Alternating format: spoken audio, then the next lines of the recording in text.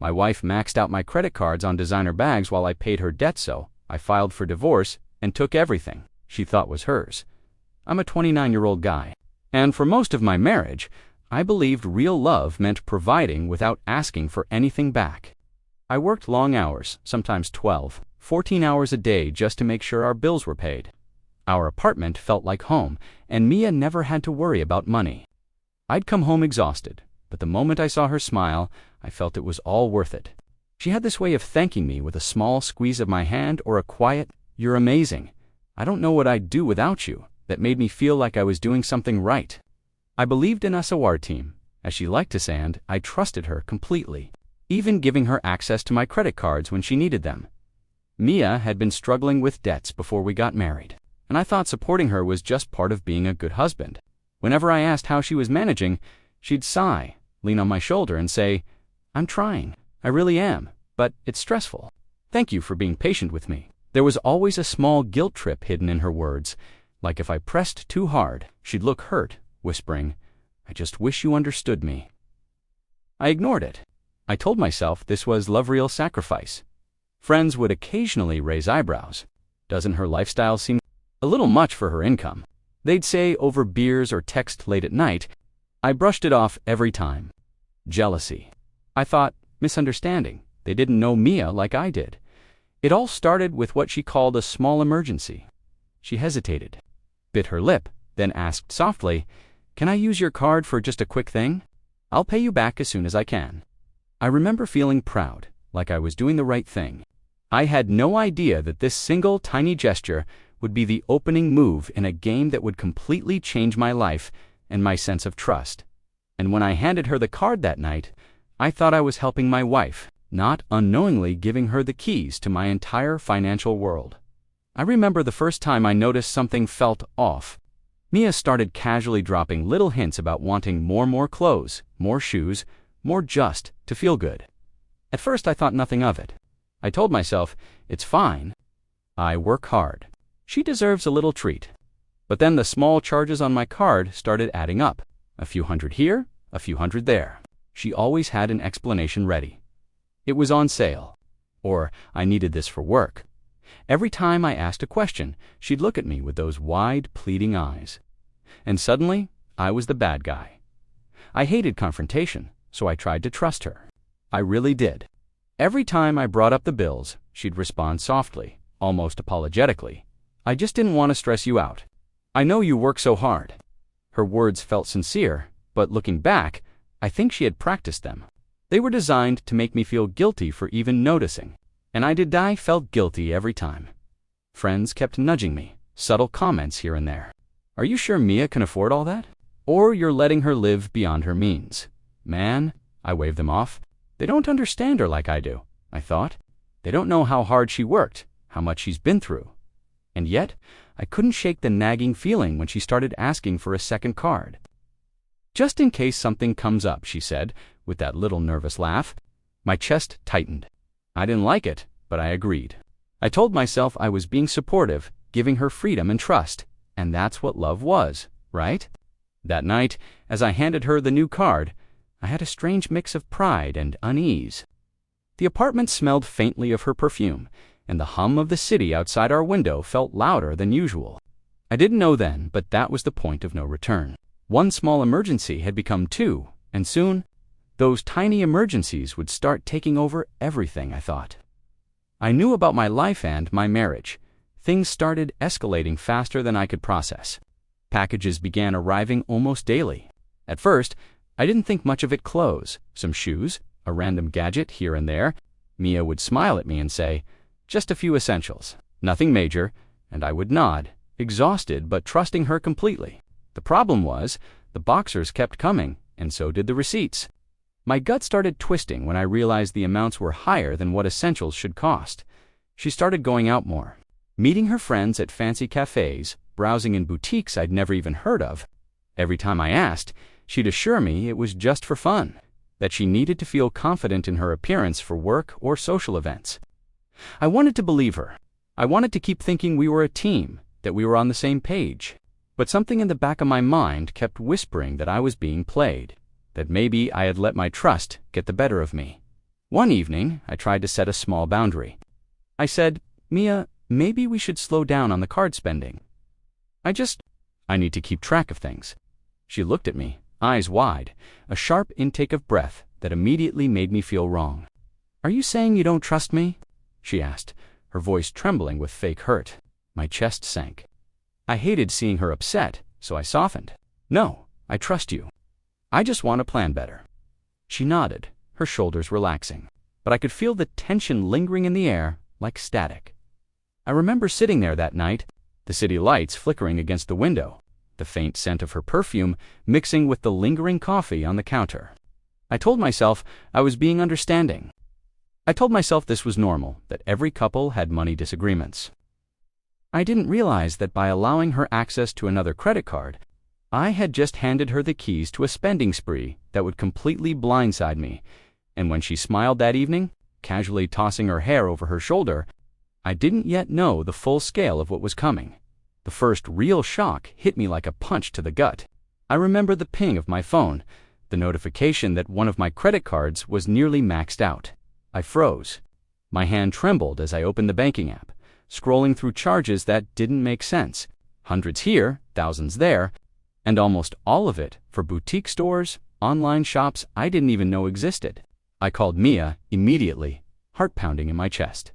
She answered, voice light, like nothing was wrong. "Hey babe, what's up?" I tried to keep calm, Mia. "What's going on with the credit card? It's almost maxed out." There was a pause on the other end, and then the familiar, soft, almost apologetic tone. "Oh, I just needed to catch up on a few small payments. I didn't want to worry you. I'll fix it, I promise." I wanted to believe her. I really did. I wanted to trust her, like I always had. But as I listened, a sinking feeling crawled through me. Something about the way she said, "I'll fix it," didn't feel like honest. It felt rehearsed, carefully designed to disarm me. She leaned on me when I got home, touching my arm, looking up at me with those big, pleading eyes. "I panicked," she whispered. "I didn't want to stress you out. I know how hard you work." I swallowed the lump in my throat and told myself it was fine. One mistake, a small emergency. That's all it could be, right? That night, I sat on the couch, staring at the glow of my laptop and the stack of unopened mail. The faint hum of traffic outside mixed with the soft scent of her perfume in the air. I thought about what it meant to forgive, to trust, to love blindly. I had no idea that this one-time mistake was just the first wave, and I didn't yet know that the next time I saw the evidence, it wouldn't just be a few suspicious charges, it would be a room full of designer bags that would shatter everything I thought I knew about my wife. I'll never forget the day I walked in early and saw the living room transformed into something I didn't recognize. There were bags, dozens of them stacked on every chair, the couch, even the coffee table. Designer labels I'd only seen in magazines stared back at me. Gucci, Louis Vuitton, each one with a receipt that made my stomach twist. I froze, the apartment suddenly too quiet, the hum of the city outside turning into a deafening roar in my ears. Mia spun around, a bright smile plastered on her face. "Oh, you're home early," she chirped, trying to act casual. My voice caught in my throat. What is all this?" I asked, pointing at the mountain of luxury. She laughed nervously, brushing a strand of hair behind her ear. I just bought a few things. Some I'll return, some I just wanted." I needed to feel confident. I remember the knot in my chest tightening. My hands shook as I held the credit card statements in one hand, the receipts in the other. Every single purchase lined up perfectly with the charges I'd been told were emergencies. I wanted to scream. I wanted to understand how someone could look me in the eyes, day after day, and lie with such ease. Her friends were there too, sitting awkwardly on the couch, whispering about how amazing Mia was for treating herself. And in that moment, it hit me like a freight train. She had lied to me for months. Every bill I thought I was helping her pay, already taken care of. Every emergency she claimed, fabricated to cover her spending. MIA reached out, trying to laugh it off. "I didn't think you'd notice," she said. But I wasn't laughing. I wasn't shocked, I was shattered.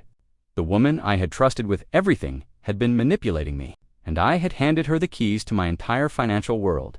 And as I stood there, staring at the evidence, I realized something terrifying. Nothing in our marriage would ever be the same again. After that day, everything changed.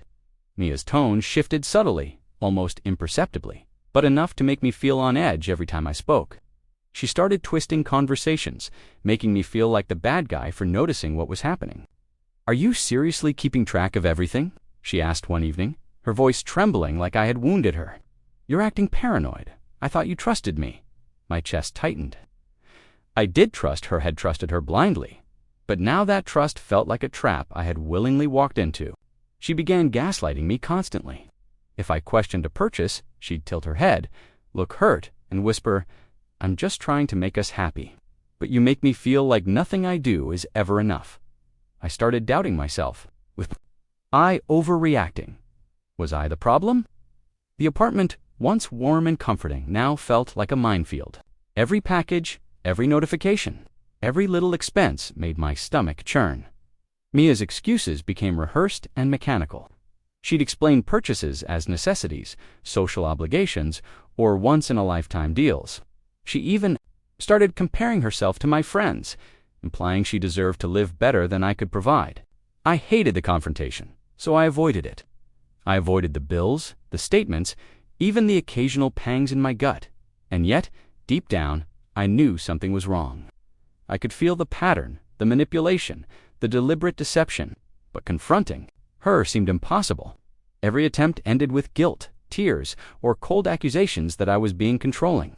One night, the apartment smelled faintly of coffee and her perfume, a scent that once comforted me but now made my skin crawl. The city lights outside blurred as I sat on the couch, scrolling through charges, texts, and receipts, realizing just how much control she had over me. I wasn't just betrayed, I was trapped in a web of lies I had helped weave. And as I sank into that chair, exhausted and terrified, I understood something terrifying. This cycle wouldn't end unless I acted. That night was the lowest I've ever felt. My phone rang another notification from the bank and my stomach dropped before I even looked. Both of my credit cards were maxed out. Maxed. Hundreds of charges for boutiques, online stores, restaurants I hadn't been to. All labeled as essentials or emergency payments. My chest felt like it had been crushed under a truck. I sank to the edge of the couch, staring blankly at the glowing numbers on the screen, unable to breathe properly. I checked her social media, and there it was, clear as day. Pictures of Mia at a luxury shopping spree, laughing with her friends, wearing the bags I had just paid for with my hard-earned money. It hit me like ice water every smile. Every photo, every post was a lie I had funded. She had manipulated me completely, and the betrayal burned sharper than I could describe. I confronted her as soon as she walked through the door. "Mia, what the hell is going on?" I yelled, my voice cracking.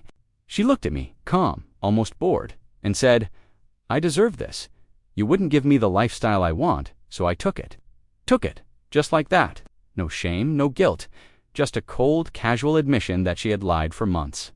The apartment felt suffocating. The scent of her perfume that once made me feel safe now made my stomach turn. The city lights outside were too bright, glaring down on me like the truth I didn't want to face.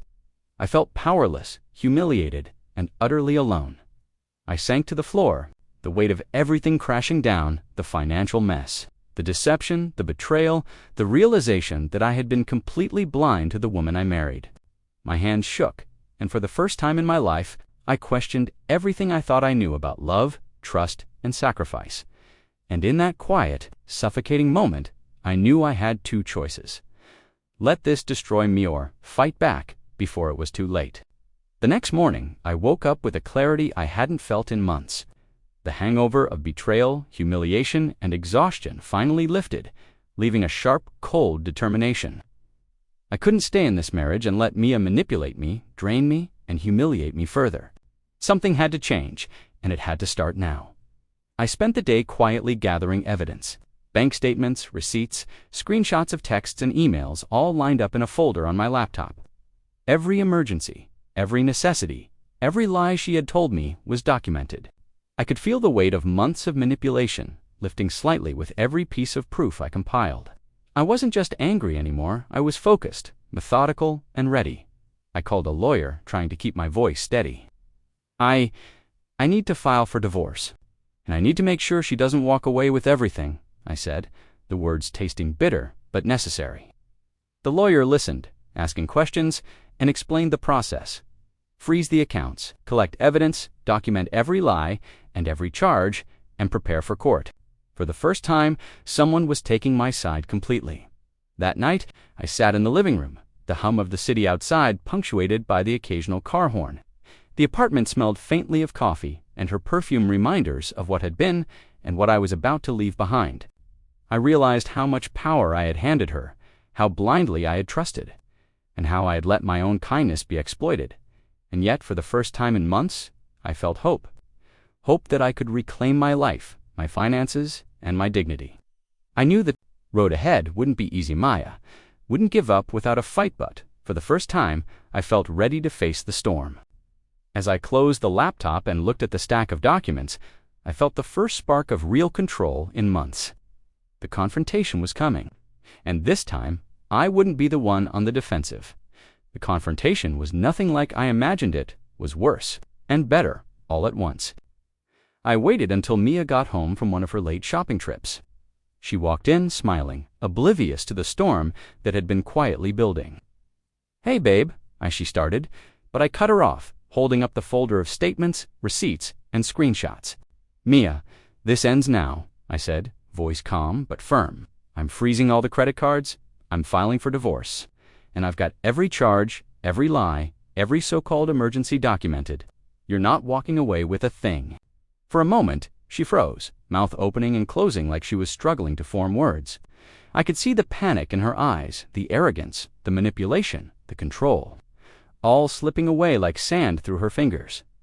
"You can't do this. I'll ruin you. You don't know what you're doing," she shouted, voice rising, trembling with anger and desperation. I stayed silent, letting her storm the apartment, pacing, gesturing wildly, and trying every trick she had used on me for months. But nothing worked. This time, I held the power. She tried guilt, tears, pleading, even threats. I didn't mean to. I thought you'd understand. We're supposed to be a team. But I saw through it all. Every word was a manipulation tactic, and I wasn't falling for it anymore. My chest was tight, adrenaline pumping, but I stayed composed, calm, and detached. The apartment, once filled with warmth and memories, now felt like neutral territory. The hum of the city outside was muted compared to the pounding of my own heart. I realized then that I wasn't afraid anymore. I was ready. As she finally sank onto the couch, exhausted, realizing her leverage was gone, I knew something had shifted permanently. I had drawn the line, and there was no turning back. And in that quiet, tense moment, I understood the next phase was coming, and it would decide everything. Court day felt surreal, like stepping into a reality I'd only imagined in my darkest nightmares. Mia sat across from me, makeup perfectly done, hair immaculate, but her eyes flicked nervously to the stack of documents my lawyer had prepared. Every receipt, every bank statement, every text message was laid out. Undeniable proof of months of manipulation, lies, and financial abuse. I remember gripping the edge of the chair, heart pounding, adrenaline and fear mixing in my veins, but also a strange sense of finally, the truth would be heard. The lawyer spoke first, systematically walking the judge through each charge, each fabricated emergency, and every lie Mia had told. As the evidence unfolded, I saw her mask start to crack. She tried to interject, tried to claim I had approved the spending, tried to twist her lies into some distorted version of innocence, but the documentation didn't lie. Every screenshot, every timestamp, every receipt told a story far different from hers. I watched her expression change from confident to panicked, the arrogance I'd known for months giving way to raw fear. The judge asked questions, and Mia's answers faltered, fumbling, defensive, contradictory. Each failed attempt to explain herself only strengthened my case. It was like witnessing a slow-motion collapse of someone I had once loved blindly, someone who had thought she could manipulate me forever. Sitting there, I felt a strange mix of vindication and sorrow. This wasn't just about money, it was about trust, respect, and realizing I had been exploited in the most personal way possible. My lawyer confirmed what I already sensed. I had the upper hand. The court was leaning heavily in my favor, and for the first time in months, I felt real relief. As we left the courtroom, the city felt different, brighter, sharper, like the weight I'd carried for so long was finally lifting. Mia stayed silent in the car beside me, her usual smugness gone, replaced with a quiet panic. I knew this was only the beginning of the fallout, and that the next chapter would seal the consequences of everything she had done. The weeks after the court ruling were surreal. Mia had lost nearly everything: designer bags, luxury clothes, jewelry items she had flaunted as if they defined her. The court had ordered most of it returned or liquidated to repay the charges she had racked up on my credit cards. I watched her walk out of our apartment carrying a single suitcase. The woman who once seemed untouchable, now reduced to quiet desperation. Her friends disappeared almost overnight. People who had admired her lifestyle now avoided her calls, texts, and invitations. Gossip spread like wildfire, and she became the subject of whispered judgment from everyone who once envied her. I felt a strange sense of satisfaction, not cruelty, but relief that the truth was finally exposed. Mia's charm and manipulation could no longer hide behind social media or false pretenses. I, meanwhile, started reclaiming my life. Slowly, painstakingly, I untangled myself from the financial mess she had created. The apartment no longer felt suffocating. It felt like my space again, my sanctuary. I reconnected with friends I had pushed away during the marriage, the ones who had warned me but I hadn't listened to.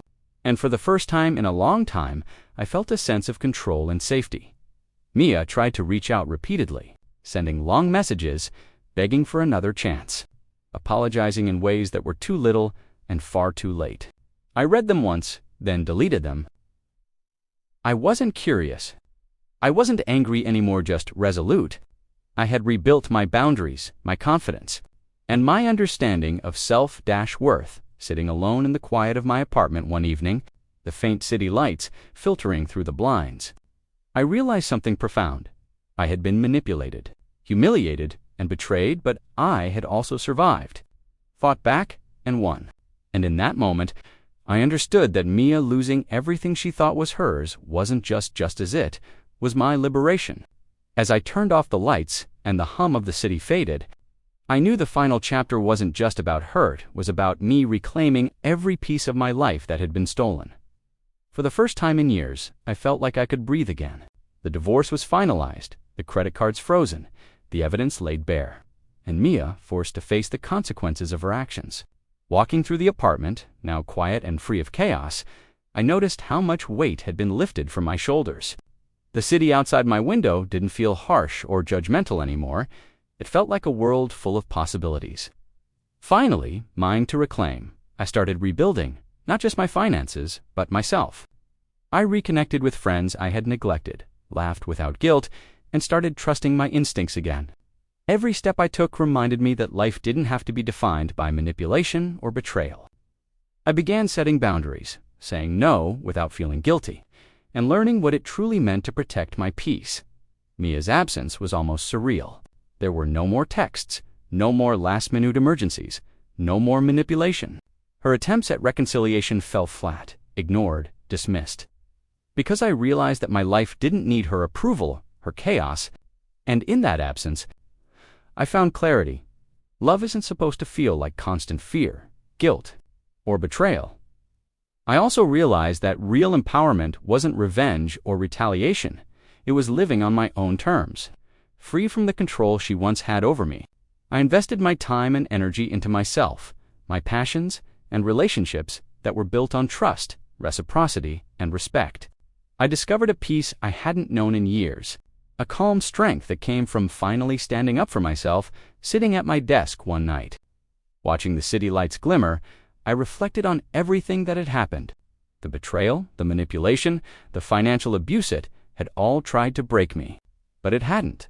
I had survived, fought back, and emerged stronger. And as I closed my laptop and leaned back in my chair, I smiled softly. Walking away quietly, reclaiming my life, and choosing myself over a manipulator had been the most powerful revenge of all. I was free, and nothing could take that away.